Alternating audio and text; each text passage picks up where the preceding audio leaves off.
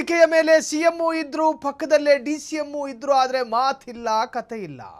ವೇದಿಕೆಯ ಮೇಲೆ CM DCM ಮೌನ, ರಾಜ್ಯ ರಾಜಕೀಯದಲ್ಲಿ ಸಂಚಲನ. ಒಂದೇ ಮಂಚ, ಒಂದೇ ಹಾಸಿಗೆ, ಆದರೆ ಇಬ್ಬರಿಗೂ ಎರಡೆರಡು ಕನಸು.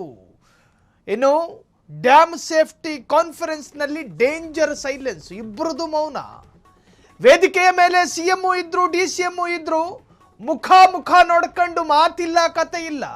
ಕೊನೆಗೆ ತುಟಿ ತುದಿಲು ಸ್ಮೈಲು ಇಲ್ಲ. ಪಕ್ಕದಲ್ಲೇ ಕೂತಿದ್ದರು ಮಾತಾಡದ ಇಬ್ಬರು ನಾಯಕರು. ಇದೆಂತಹ ಮೌನ? ಒಂದೇ ವೇದಿಕೆ, ಒಂದೇ ಕಾರ್ಯಕ್ರಮ, ಆದರೆ ದೂರ ದೂರವೇ ಉಳಿದ ಸಿದ್ದು ಡಿಕೆಶಿ ಮನಸ್ಸು.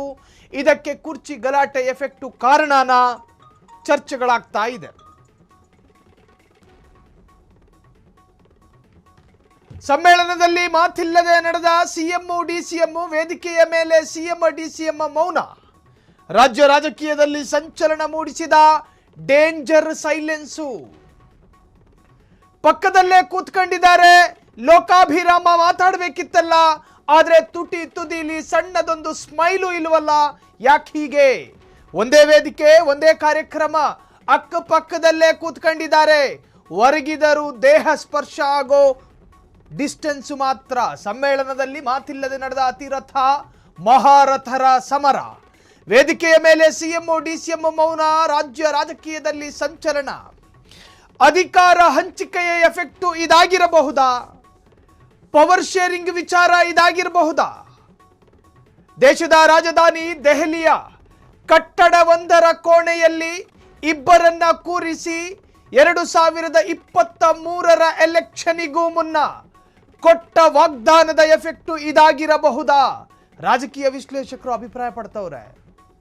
ಹೈಕಮಾಂಡ್ ನಾಯಕರು ಕೊಟ್ಟ ಮಾತನ್ನ ಉಳಿಸಿಕೊಳ್ಳದೆ ಇದ್ದ ಕಾರಣದಿಂದ ಈ ತರಹದ್ದೊಂದು ಅಂತರ ಈಗ ಚರ್ಚೆ ಆಗ್ತಾ ಇದೆಯಾ? ಡಿಕೆ ಸಿದ್ದು ರಾಜಕಾರಣ ಬಲ್ಲವರು ಈ ತರಹದ್ದೊಂದು ಒಪಿನಿಯನ್ ವ್ಯಕ್ತಪಡಿಸ್ತಾ ಇದ್ದಾರೆ, ಅದರಲ್ಲಿ ತಪ್ಪಿಲ್ಲ. ಪಕ್ಕದಲ್ಲೇ ಕೂತ್ಕೊಂಡಿದ್ದಾರೆ, ಮುಖ ಮುರ್ಕಂಡು ಇಬ್ಬರು ಅತ್ತಿಂದಿತ್ತ ಇತ್ತಿಂದತ್ತ. ನಗು ಇಲ್ಲ, ಲೋಕಾಭಿರಾಮ ಇಲ್ಲ. ಇದಕ್ಕೆ ಕುರ್ಚಿ ಗಲಾಟೆ ಕಾರಣನ? ಅತಿರಥ ಮಹಾರಥರು, ಒಂದೇ ಮಂಚ, ಒಂದೇ ಹಾಸಿಗೆ, ಇಬ್ಬರಿಗೂ ಎರಡು ಕನಸು. ಹೊಟ್ಟೆಯಲ್ಲಿ ಕಿಚ್ಚು, ಮುಖದಲ್ಲಿ ಮಂದಹಾಸ. ಡ್ಯಾಮ್ ಸೇಫ್ಟಿ ಕಾನ್ಫರೆನ್ಸ್ ಕಾರ್ಯಕ್ರಮ ಇತ್ತು. ಆ ಕಾರ್ಯಕ್ರಮಕ್ಕೆ ಸಿಎಂ ಹೋಗಿದ್ರು, ಡಿಸಿಎಂ ಹೋಗಿದ್ರು. ನೀವು ಅನ್ಕಂಡಂಗೇನು ಮುಖದಲ್ಲಿ ಸಂತೋಷ ಇರಲಿಲ್ಲ ಇಬ್ಬರಿಗೂ. ಸಿದ್ದರಾಮಯ್ಯರ ಮುಖದಲ್ಲದೇನೋ ಆತಂಕ, ಡಿಕೆ ಶಿವಕುಮಾರ್ ಮುಖದಲ್ಲಿ ಕ್ಷಾತ್ರ ತೇಜಸ್ಸು ಕಾಣಬೇಕಾಗಿತ್ತು, ಅದು ಕಾಣಿಸ್ಲಿಲ್ಲ. ನಗು ಅನ್ನೋ ಲವಲೇಶದಷ್ಟು ಕೂಡ ಭಾವನೆ ಇರಲಿಲ್ಲ.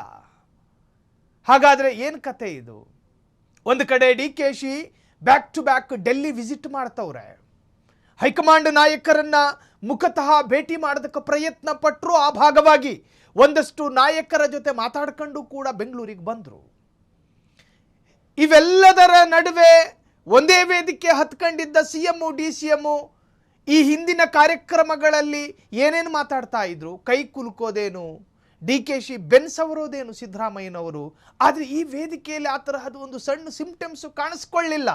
ಯಾಕೆ? ಅದಕ್ಕೇನಾದರೂ ಪೊಲಿಟಿಕಲ್ ರೀಸನ್ಗಳಿದಾವ? ಇತ್ತೀಚೆಗಿನ ರಾಜಕೀಯ ವಿದ್ಯಮಾನಗಳು ಈ ತರಹದ್ದೊಂದು ಅಂತರಕ್ಕೆ ಕಾರಣವಾಯಿತಾ?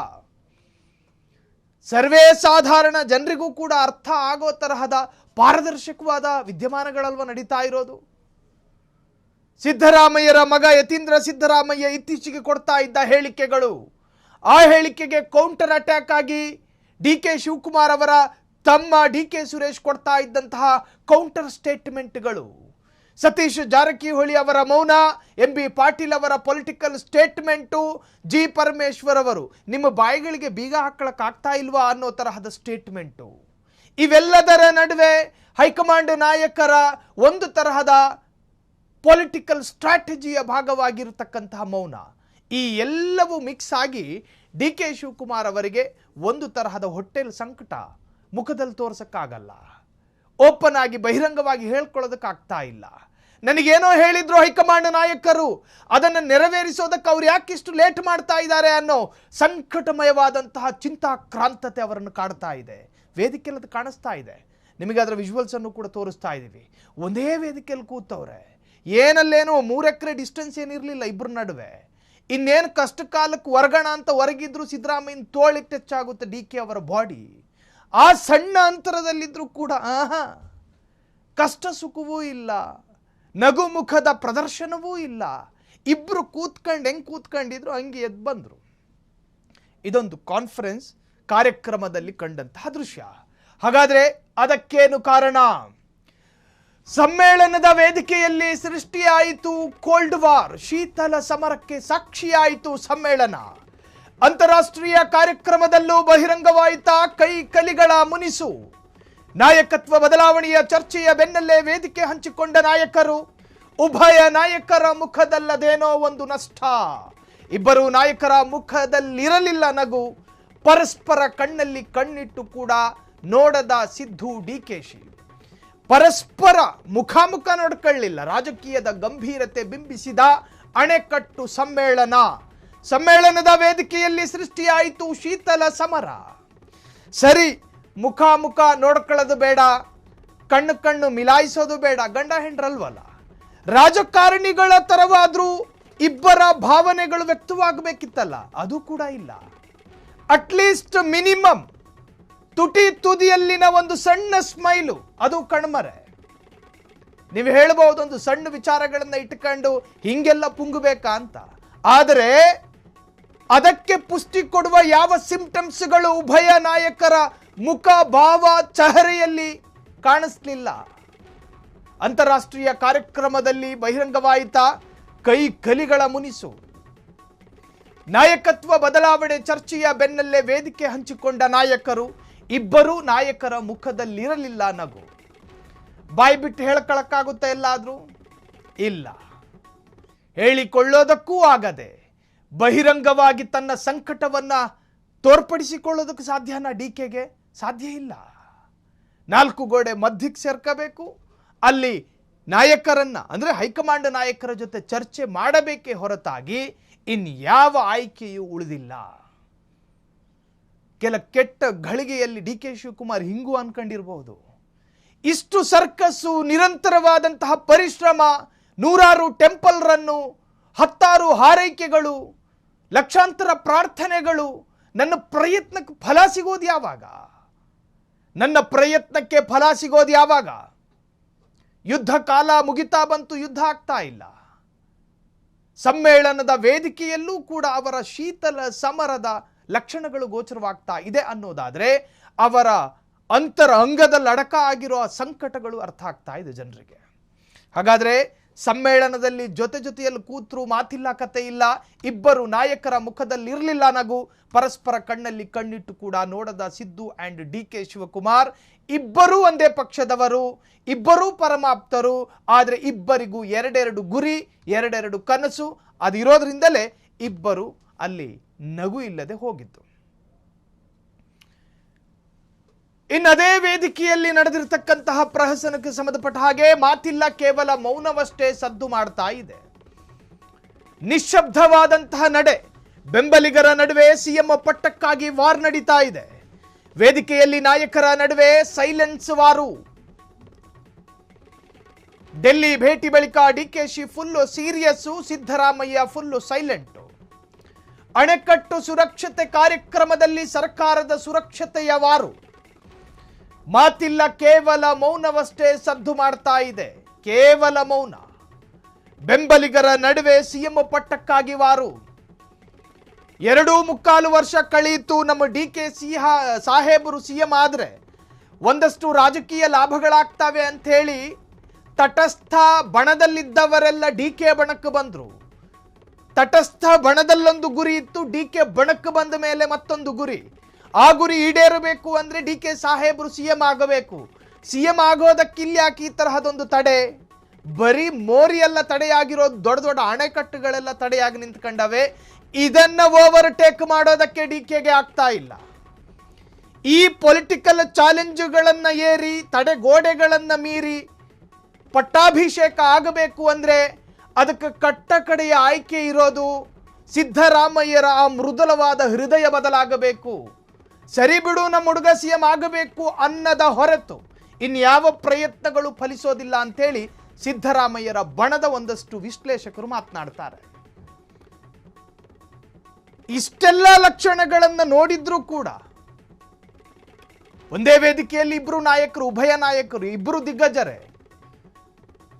ಯಾವ ನಾಯಕ ಡೆಲ್ಲಿಗೆ ಹೋಗೋದಕ್ಕೆ ತುದಿಗಾಲಲ್ಲಿ ಇರ್ತಾರೋ, ದಿನಕ್ಕೆ 2 ಬಾರಿ ಹೋಗೋಣ, ಪ್ರಯತ್ನಗಳನ್ನು ಮಾಡೋಣ, ಓತಪ್ರೋತವಾದಂತಹ ಪ್ರಯತ್ನ. ಮಾವಿನ ಮರಕ್ಕೆ 1 ಕಲ್ಲು ಬಿಸಾಕದಾಗ ಮಾವು ಬೀಳದೇ ಇದ್ದಾಗ 5-6 ಕಲ್ಲು ಹೊಡೆದು ನೋಡೋಣ ಯಾವುದಾದ್ರಲ್ಲಿ ಬಿದ್ರು ಬಿದ್ದಿತ್ತು ಅನ್ನೋ ಆಸೆಯ ಕಣ್ಣುಗಳಲ್ಲಿ ಭರವಸೆ ತುಂಬಿದ ಹೃದಯಗಳನ್ನು ಹೊತ್ಕೊಂಡು ಡೆಲ್ಲಿಗೆ ಹೋಗಿ ಬಂದರು ಡಿ ಕೆ ಶಿವಕುಮಾರ್ ಅವರು. ರಾಹುಲ್ ಗಾಂಧಿಯನ್ನ, ಸುರ್ಜೇವಾಲ್ರನ್ನ, ವೇಣುಗೋಪಾಲ್ರನ್ನ, ಪ್ರಿಯಾಂಕಾ ಗಾಂಧಿಯನ್ನ, ಅವ್ರ ಗಂಡ ವಾದ್ರನನ್ನ ಭೇಟಿ ಮಾಡೋದೊಂದು ಬಾಕಿ. ಉಳಿದ ಎಲ್ಲ ಪ್ರಯತ್ನಗಳು ಕೂಡ ನಡೆದು ಹೋಯಿತು. ಸಫಲತೆಯ ಗುರಿ ಮುಟ್ಟೋದಕ್ಕೆ ಒಬ್ಬ ಮನುಷ್ಯ ಮಾಡಬೇಕಾಗಿದ್ದ ಮ್ಯಾಕ್ಸಿಮಮ್ ಪ್ರಯತ್ನ ಡಿ ಕೆ ಶಿವಕುಮಾರಿಂದ ನಡೆದು ಹೋಗಿದೆ. ಇನ್ಯಾವ ಪ್ರಯತ್ನಗಳು ಬಾಕಿ ಇಲ್ಲ. ಹೊಸ ಕಾರ್ ತಂದು ನಿಲ್ಸವ್ರೆ, ಆ ಪ್ರಯತ್ನಗಳು ಕೂಡ ನಡೆದು ಹೋಯಿತು. ರಾಜ್ಯದಲ್ಲೊಂದು ಹೊಸ ಅಲೆಗಳನ್ನು ಸೃಷ್ಟಿ ಮಾಡೋಣ ಅನ್ನೋ ಸ್ಟ್ರಾಟಜಿಯ ಭಾಗವೂ ಆಗಿರಬಹುದು ಖರೀದಿ. ಇನ್ನು ಬೆಂಬಲಿಗರ ನಡುವೆ ಏನಾದರೂ ವಾದಗಳು ನಿಂತಿದಾವ? ಇಲ್ಲ. ಇದು ಕೇವಲ ಇಬ್ಬರು ನಾಯಕತ್ವದ ಬಗ್ಗೆ ಮಾತ್ರ ಚರ್ಚೆಯಲ್ಲ. ಈ ಚರ್ಚೆ ಬೆಂಬಲಿಗರ ವಲಯಕ್ಕೂ ಕಾಲಿಟ್ಟಿದೆ. ಬೆಂಬಲಿಗರ ನಡುವೆ ಪರಸ್ಪರ ಚರ್ಚೆಗಳಾಗ್ತಾ ಇದೆ. ಡಿಕೆನೇ ಆಗೋದು, ಫೆಬ್ರವರಿ ಕಳಿಲಿ ನೋಡು, ಮಾರ್ಚ್ ತಿಂಗಳಾಂತ್ಯದ ಒಳಗಾಗ್ತಾರೆ ನೋಡು. ಹೀಗೆ ನಾನಾ ತರಹದ ಬಜಾರ್ಗಳಲ್ಲಿ, ಸಂತೆಗಳಲ್ಲಿ ಚರ್ಚೆ ಆಗ್ತಾ ಇದೆ. ಅದಕ್ಕೆ ಕಾರಣವಾಗಿರೋದು ಇದೇ ಪವರ್ ಶೇರಿಂಗ್. ಇನ್ನೊಂದು ಕಡೆ ಯಾವ ಪ್ರಮಾಣವೂ ಕೊಟ್ಟಿಲ್ರಿ, ಯಾವ ವಾಗ್ದಾನವೂ ಆಗಿಲ್ಲ. ಅವೆಲ್ಲವೂ ಕೂಡ ಒಂದು ದುರ್ಬಲವಾದಂತಹ ಚರ್ಚೆಗಳು ಅನ್ನುವಂತಹ ಒಂದು ವಾದ. ಇದ್ರ ಎಡೆಯಲ್ಲಿ ಡಿ ಕೆ ಶಿವಕುಮಾರ್ ಅವರ ದೆಹಲಿ ಭೇಟಿ. ಈ ಎಲ್ಲದರ ನಡುವೆ ಈಗ ವೇದಿಕೆಯಲ್ಲಿ ಇಬ್ಬರು ಕಾಣಿಸಿಕೊಂಡ್ರೂ ಕೂಡ ಇಬ್ಬರ ನಡುವೆಯೂ ಮಾತಿಲ್ಲ, ಕತೆ ಇಲ್ಲ. ಇವೆಲ್ಲವೂ ಮತ್ತಷ್ಟು ಚರ್ಚೆಗೆ ಪುಷ್ಟಿ ಕೊಟ್ಟಂತಾಗಿದೆ. ಹಾಗಾದ್ರೆ ಈ ಸಮ್ಮೇಳನದಲ್ಲಿ ನಾಯಕರು ಭಾಗಿಯಾಗಿದ್ದಾಗ ನಡೆದಂತಹದ್ದು ಇದು ಕೇವಲ ಅಂತರವೋ ಅಥವಾ ಮುಂಬರುವ ಬಿರುಗಾಳಿಯ ಮುನ್ಸೂಚನೆಯೋ? ಡಿಸಿಎಂ ಪಟ್ಟು, ಸಿಎಂ ಗುಟ್ಟು ಕಾರ್ಯಕ್ರಮದಲ್ಲಿ ಕಂಡು ಬಂದ ಸಸ್ಪೆನ್ಸ್ ಕ್ಷಣಗಳು. ಹೈಕಮಾಂಡ್ ಮಾತುಕತೆ ಬಳಿಕ ನಾಯಕರ ನಡುವೆ ಅಂತರ ಹೆಚ್ಚಾಯಿತ? ಮಾತೇ ಮೌನವಾಯಿತು? ದೆಹಲಿ ಒಪ್ಪಂದ ಏನಾಯಿತು? ವೇದಿಕೆಯಲ್ಲಿ ಕೂತವರು ಹತ್ತಿರ, ಮನಸ್ಸುಗಳು ಈಗ ತುಂಬಾ ದೂರ. ಕುರ್ಚಿ ಕುರುಕ್ಷೇತ್ರಕ್ಕೆ ದೆಹಲಿಯಲ್ಲೇ ಮುನ್ನುಡಿ ಬರೆದಿದ್ದಾರಾ ಡಿಕೆಶಿ? ಇದು ಕೇವಲ ಅಂತರವೋ ಅಥವಾ ಮುಂಬರುವ ಬಿರುಗಾಳಿಯ ಮುನ್ಸೂಚನೆಯೋ? ತಂದೆ ಎದುರು ಕೂತ್ಕೊಂಡಾಗ ಮಗನಿಗೆ ಕೋಪ ಬರುತ್ತೆ ಅಂತ ಇಟ್ಕೊಳ್ಳಿ. ಮಗನ ಕೋಪವನ್ನು ದೈಹಿಕವಾಗಿ ತೋರಿಸೋದಕ್ಕೆ ಸಾಧ್ಯ ಇಲ್ಲ. ಆಗ ಮಗನ ಕಣ್ಣುಗಳಲ್ಲಿ ತುಂಬಿರುವ ಕ್ರೋಧಗಳು ತಂದೆಗೆ ಅರ್ಥ ಆಗುತ್ತೆ ಕೆಲವೊಮ್ಮೆ. ನನ್ನ ಮಗನಿಗೆಲ್ಲೋ ಸಣ್ಣ ರ್ಯಾಶ್ ಬಂದಿದೆ ಅಥವಾ ಸಣ್ಣ BP ರೇಸ್ ಆಗಿದೆ. ಈಗ ಜನರ ಲೆಕ್ಕಾಚಾರವೂ ಹಂಗೇನೆ. ವೇದಿಕೆಯಲ್ಲಿ ಇಬ್ಬರು ನಾಯಕರ ಮುಖಭಾವದಲ್ಲಿ ತುಂಬಿಕೊಂಡಿದ್ದ ಚಿಂತಾಕ್ರಾಂತತೆ ಮತ್ತು ಕಣ್ಣುಗಳಲ್ಲಿ ಆವರಿಸಿಕೊಂಡಿದ್ದ ಕ್ರೋಧ, ಕೋಪ, ಒಂದು ತರಹದ ಆತಂಕ. ನಾಳೆ ಏನಾದೀತು? ಯಾಕಿಷ್ಟು ಬೇಗ ತೀರ್ಮಾನ ಆಗ್ತಾ ಇಲ್ಲ? ಈ ತೀರ್ಮಾನ ತೆಗೆದುಕೊಳ್ಳೋದಕ್ಕಿಷ್ಟು ವಿಳಂಬ ಯಾಕೆ? ಯಾಕೆ ನನ್ನನ್ನು ಕಾಡ್ತವ್ರೆ? ಯಾಕೆ ನನ್ನನ್ನು ಪೀಡಿಸ್ತವ್ರೆ? ಡಿಕೆಶಿ ಮನಸ್ಸಲ್ಲಿ ಆಗದಲೇ ಇರೋದಲ್ವ ಈ ಚಿಂತನೆಗಳು? ಇನ್ನು ಸಿದ್ದರಾಮಯ್ಯನವರ ಮನಸ್ಸಿನಲ್ಲಿ ರಾಜ್ಯದ ಈಗಿನ ರಾಜಕೀಯ ವಿದ್ಯಮಾನಗಳಲ್ಲಿ ಅತಿ ಸುದೀರ್ಘವಾಗಿ ಚರ್ಚೆಗೆ ಒಳಪಟ್ಟಿರ್ತಕ್ಕಂಥ ವಿಚಾರ ಈ ಪವರ್ ಶೇರಿಂಗು. ಇದಕ್ಕೆ ಹೈಕಮಾಂಡು ಪೂರ್ಣಾವಧಿ ಸಿಎಂ ಸಿದ್ದರಾಮಯ್ಯರವರನ್ನೇ ಮಾಡಿ 2028ಕ್ಕಾದರೂ ಡಿ ಕೆ ಶಿವಕುಮಾರ್ ಅವರಿಗೆ ಅವಕಾಶ ಕೊಡುತ್ತೋ ಏನು ಅಂಥೇಳಿ ಸಿದ್ದರಾಮಯ್ಯರ ಕಡೆಗಳಿಂದಲೂ ಕೂಡ ರಾಜಕೀಯ ಲೆಕ್ಕಾಚಾರಗಳು ಆಗ್ತಾ ಇರಬಹುದು. ಒಟ್ಟಾರೆ ವೇದಿಕೆಯಲ್ಲಿ ಕಾಣಿಸಿಕೊಂಡರೂ ಅಕ್ಕಪಕ್ಕದಲ್ಲಿ ಕೂತಿದ್ರು ಮಾತಿಲ್ಲ, ಕತೆ ಇಲ್ಲ, ಬಹಳಷ್ಟು ಚರ್ಚೆಗೆ ಕಾರಣವಾಗಿದೆ. ಕ್ಷಣ ಕ್ಷಣದ ಸುದ್ದಿಗಳಿಗಾಗಿ ಫ್ರೀಡಂ ಟಿವಿ ಸಬ್ಸ್ಕ್ರೈಬ್ ಮಾಡಿ, ಲೈಕ್ ಮಾಡಿ ಹಾಗೂ ಫಾಲೋ ಮಾಡಿ. ಹೊಸ ಸುದ್ದಿಗಳ ನೋಟಿಫಿಕೇಶನ್ಗಾಗಿ ಬೆಲ್ ಐಕಾನ್ ಮೇಲೆ ಕ್ಲಿಕ್ ಮಾಡಿ.